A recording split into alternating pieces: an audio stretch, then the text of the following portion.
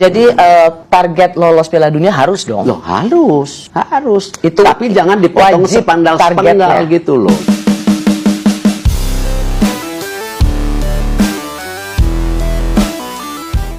Kontrak sampai tahun 2027 target lolos Piala Dunia yang diberikan kepada Patrick Kluivert ternyata tahun 2030.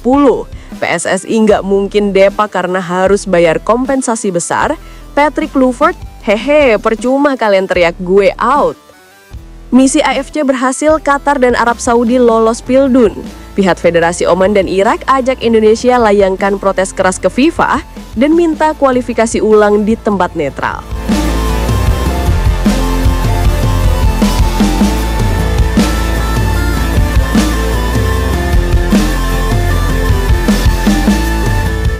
Tiga hari setelah Indonesia benar-benar memastikan gagal dari round 4, nampaknya belum ada keputusan signifikan yang coba diberikan PSSI kepada jajaran staf pelatih. Kabar kepada supporter timnas yang jelas udah sangat kecewa dengan hasil yang didapatkan. Di dua laga round 4 ini Indonesia hanya jadi tim bak amatir, near point alias gak dapet poin sama sekali. Itu jelas membuat pukulan telak bagi kita semua yang dari awal bahkan sudah punya keyakinan besar kalau tim ini benar-benar akan berada di Piala Dunia. Sempat banyak dinamika yang terjadi selama round 4 berlangsung, mulai dari cekcok staf kepelatihan yang dikabarkan berselisih soal starting line up lawan Saudi, sampai ke salah satu preman timnas kita yang sempat mengunggah story di Instagram pribadinya, bentuk kekecewaan karena tidak diturunkan. Justin Hubner sempat minta maaf dan langsung menghapus story tersebut, tapi Patrick Kluivert sebagai head coach timnas langsung mencoret Hubner di laga kedua melawan Irak.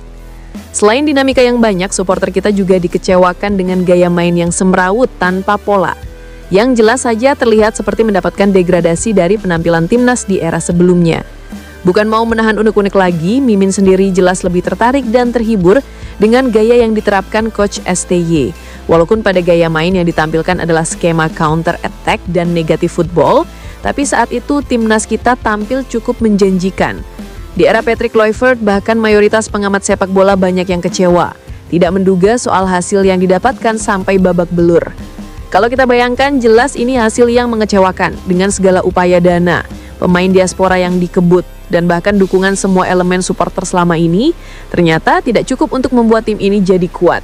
Ya, kalau nggak kalah minimal ada hasil imbang lah. Itu jelas lebih membuat kita merasa tidak jelek-jelek amat. Karena toh ini misalnya sama dengan pemain full Liga 1 kita diadu berlaga di round 4. Walaupun hasilnya kalian sudah bisa tebak pasti 0 poin, pantas apa bedanya dengan tim sekarang yang sudah skuad Eropa? Bung Binder, Bung Harpa, Bung Ropan, dan banyak lagi pengamat sepak bola yang masih waras langsung menumpahkan kekecewaan mereka terhadap hasil ini.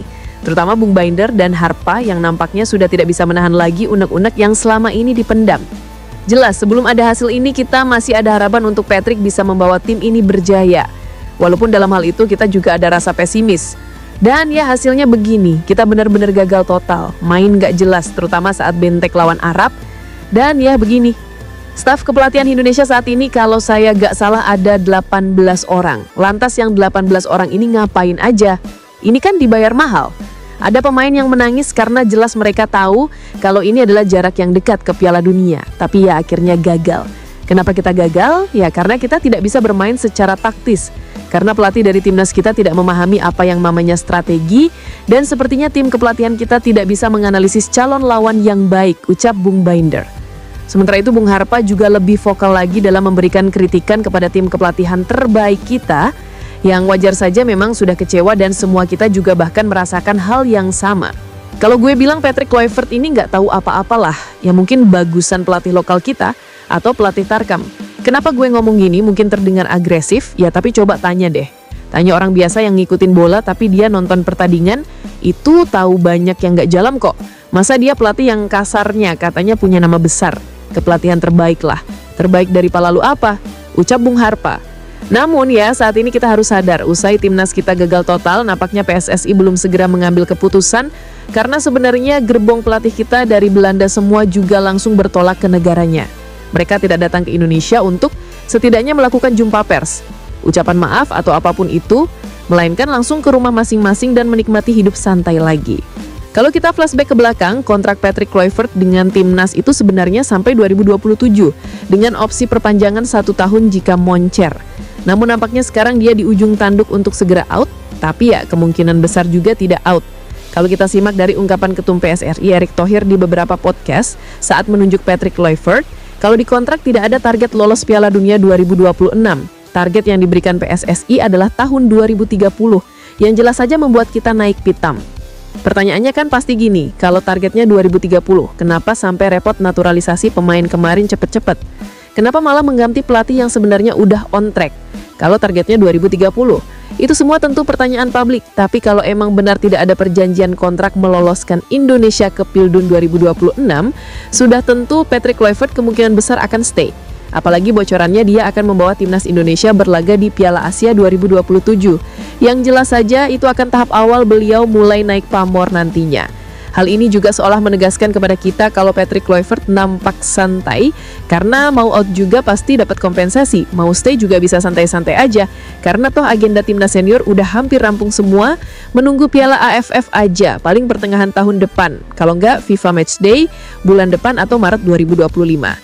Patrick nampaknya saat ini sedang ngomong dalam hati, percuma kalian teriak gue out atau minta mundur, yang jelas gue bakal stay di sini hehe. Ya iyalah bro, mana uang kompensasi belum lunas lagi kata orang. Ditambah ini lagi kalau misalnya dipecat. Soalnya banyak gerbong dari Belanda, ada 18 orang yang PSSI pasti boncos kalau dipikir-pikir.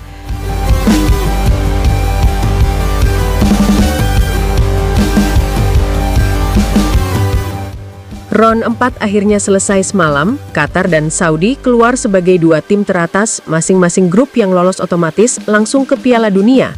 Saudi menahan imbang Irak 0-0, namun mereka lolos berkat selisih gol yang lebih baik dari Irak.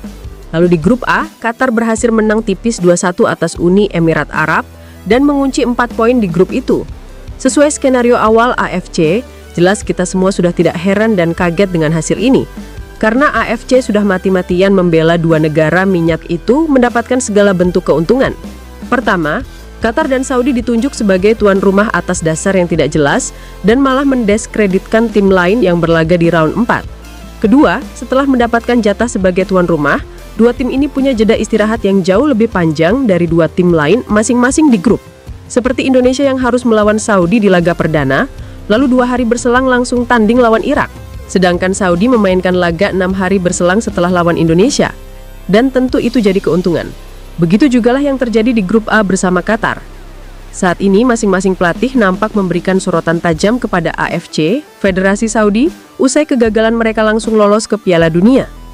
Bahkan head coach Oman sempat lebih dulu mengeluarkan statement vokal sebelum lawan Qatar, soal jeda waktu istirahat dan juga hak tuan rumah. Dia menyebut kalau itu aneh dan tidak pernah terjadi di belahan manapun, saat ada peserta yang berada di kualifikasi Piala Dunia menjadi tuan rumah. Lolos ke Piala Dunia akan menjadi keajaiban dalam situasi rumit ini. Memangnya tidak ada stadion di Jepang atau Kuwait yang bisa menjadi tempat bermain? Mungkin orang-orang yang mengatur ini memiliki visi sepak bola yang berbeda, ucap pelatih Oman. Saya tahu situasinya ketika saya menerima pekerjaan ini. Kami bisa bilang apa? Kami harus bermain di kandang salah satu tim yang berkompetisi. Mereka menempatkan Arab di Arab dan Qatar di Qatar. Jika mereka tidak melihat ada yang salah dengan ini, lalu siapa pemain dan pelatih yang akan berkomentar? Orang-orang yang membuat peraturan tidak memikirkan ini dan tidak memperhatikannya. Ketika ada Piala Dunia, selalu ada tuan rumah dan itu bisa dipahami. Mereka menanggung biayanya, membangun stadion, dan sebagainya. Tapi melakukan ini di tengah kompetisi sungguh aneh jika orang-orang yang bertanggung jawab tidak merasa tidak nyaman dengan hal ini. Tutupnya. Sementara itu pelatih Irak Graham Arnold juga menyuarakan hal yang hampir sama, soal tuan rumah yang dianggap tidak netral dan jeda pertandingan yang mepet dan lebih menguntungkan Saudi. Tim-tim seperti Arab, Saudi, dan Qatar yang mendapat jeda 5 hari lolos, dan ini pertama kalinya dalam hidup saya melihat sistem seperti ini. Ketika saya di Australia, kami diberitahu bahwa playoff akan diadakan di tempat netral, tetapi yang terjadi benar-benar berbeda dan sangat disayangkan, ucap Graham Arnold. Kita punya cukup waktu untuk pulih. Mulai hari ini kita harus melupakan playoff dan pertandingan melawan Indonesia dan Arab Saudi. Kita harus fokus pada 2 pertandingan berikutnya melawan Uni Emirat Arab di playoff berikutnya. Oleh karena itu kami harus mempersiapkan diri dengan baik dan saya berharap para pemain lebih siap, tutupnya. Dengan berbagai statement yang dilontarkan pelatih di atas, bahkan saat ini muncul usulan dari Federasi Oman dan Irak untuk mengajak Indonesia menolak hasil kualifikasi itu. Hasil itu dinilai tidak adil dan hanya menguntungkan dua tim untuk bisa lolos sesuai skenario.